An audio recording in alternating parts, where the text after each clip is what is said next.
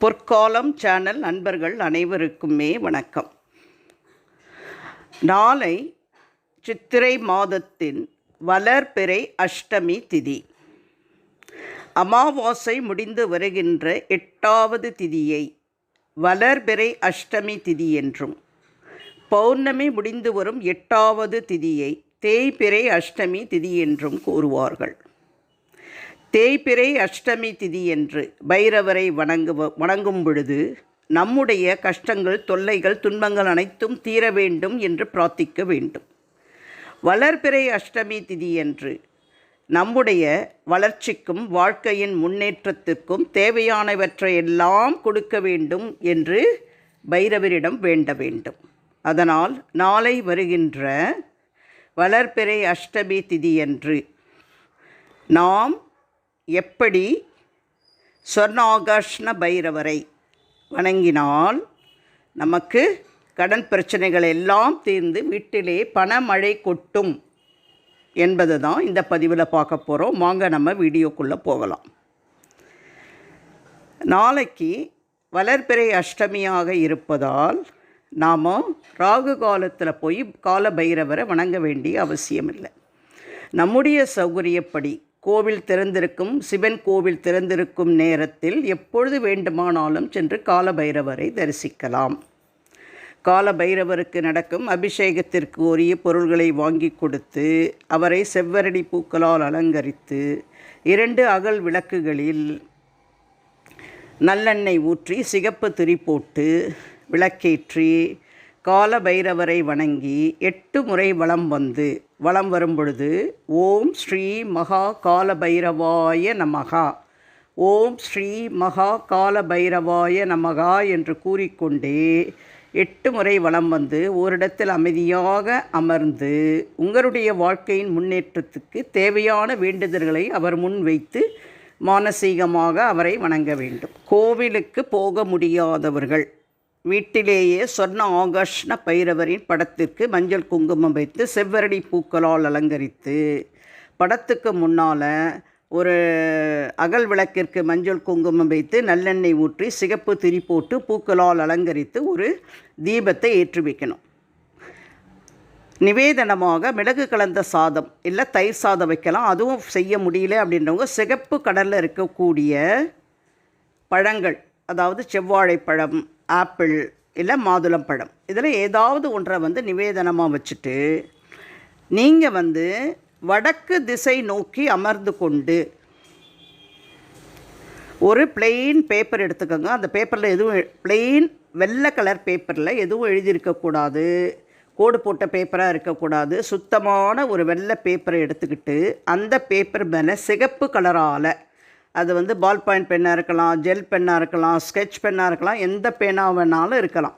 ஆனால் சிகப்பு கலரில் ஓம் ஸ்ரீ சொர்ணாகர்ஷண பைரவாய நமகா, ஓம் ஸ்ரீ சொர்ண ஆகர்ஷண பைரவாய நமகான்னு 8 முறை எழுதணும்.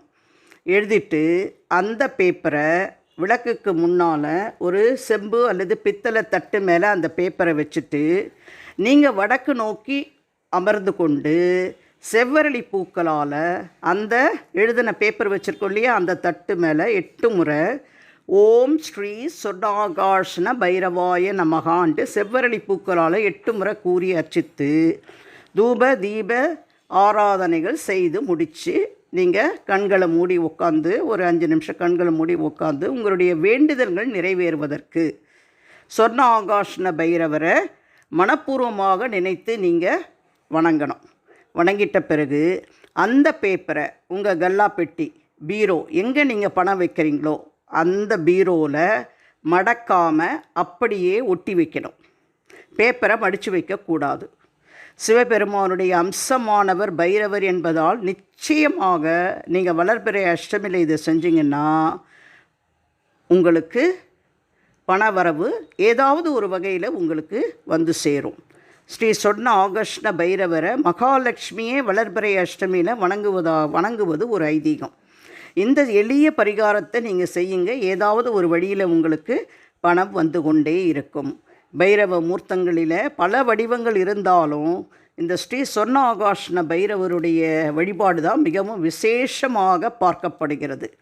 யாரெல்லாம் இந்த பரிகாரத்தை செய்யலாம் அப்படின்னா, கடன் தொல்லையில் மன உளைச்சலுக்கு ஆளானவர்கள், பொன் பொருள் இழந்தவர்கள், பணத்தை இழந்து கலங்குபவர்கள், இவங்க எல்லாருமே சொர்ண ஆகாஷ்ண பைரவருடைய இந்த ஒரு வரி மந்திரத்தை சொல்லி 8 முறை வெள்ளை பேப்பரில் எழுதி வணங்கணும். தினமும் தெருநாய்களுக்கு உணவளித்து வந்தால் கடன் தொல்லையிலிருந்து மீள்வார்கள். இழந்த பொருட்களையும் புகழையும் அடைவீர்கள். வழக்கு முதலான விஷயங்களில் வெற்றியை தந்தருள்வார் சொர்ண ஆகாஷ்ண பைரவர் என்று கூறுகிறார் நடராஜ குருக்கள்.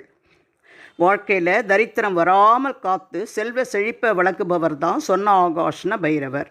இந்த சொர்ண ஆகாஷ்ண பைரவரை வடக்கு திசை நோக்கி அமர்ந்து வழிபடுவது நமக்கு சிறப்பான பலர்களை தரும். வழிபாடு செய்வதால் வறுமை, பகைவர்களின் தொல்லை, பயம் நீங்கி அவர் அருளால் அஷ்ட ஐஸ்வர்யங்களும் தன லாபமும் வியாபார முன்னேற்றமும், பணியாற்றும் இடத்தில் தொல்லைகள் நீங்கி மனதில் மகிழ்ச்சியையும் கொடுப்பார். நம்பிக்கையோடவும் பக்தியோடவும் இந்த சொர்ண ஆகாஷ்ண பைரவரின் இந்த மிக எளிமையான பரிகாரத்தை செய்யுங்க.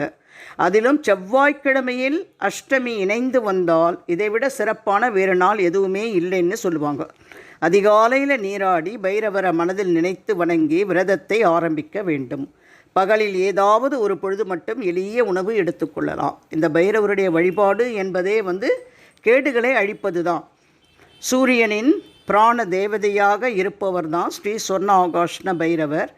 அனைத்து குல தெய்வங்களுக்கும் அருளாற்றலை நொடிதோறும் வழங்கி கொண்டிருப்பவரும் இவர் தான். பழங்காலத்தில் சேர சோழ பாண்டிய மன்னர்களும் ஏராளமான குறுநில மன்னர்களும் தமது பொக்கிஷ அறையில் இவருடைய சொர்ண ஆகாஷ்ண பைரவரை ஸ்தாபித்து வழிபட்டு வந்தார்கள் என்று சொல்லப்படுகிறது. இந்த வழிபாடு அவ்வளவு ரகசியமாக செய்து வளமோடும் வலிமையோடும் சகல சம்பத்துக்களும் வாழ்ந்து வந்திருக்காங்க அந்த காலத்தில் இருந்தவங்க. ஆனால் இந்த வழிபாடு செய்யும் பொழுது யாரும் அசைவம் சாப்பிடக்கூடாது. ஆண்களெனில் மதுப்பழக்கம் அறவே இருக்கக்கூடாது. எவ்வளவு ரகசியமாக இந்த வழிபாடை நம்ம செய்து வருகிறோமோ அவ்வளவு விரைவாக பலன்கள் நமக்கு கிட்டும். அவ்வளவு விரைவாக நமக்கு பொருளாதார நெருக்கடிகளெல்லாம் விளங்கி நமக்கு செல்வ செழிப்பு ஏற்படும். இந்த எளிய பரிகாரத்தை நாளைக்கு செவ்வாய்க்கிழமை என்று வருகின்ற வளர்பிறை அஷ்டமி என்று அனைவரும் இந்த எளிய பரிகாரத்தை செய்து சொர்ண ஆகாஷ்ண பைரவரின் பரிபூரண ஆற்றலை பெற வேண்டும் என்று நானும் உங்களுக்காக பிரார்த்தித்துக் கொள்கிறேன். நன்றி, வணக்கம்.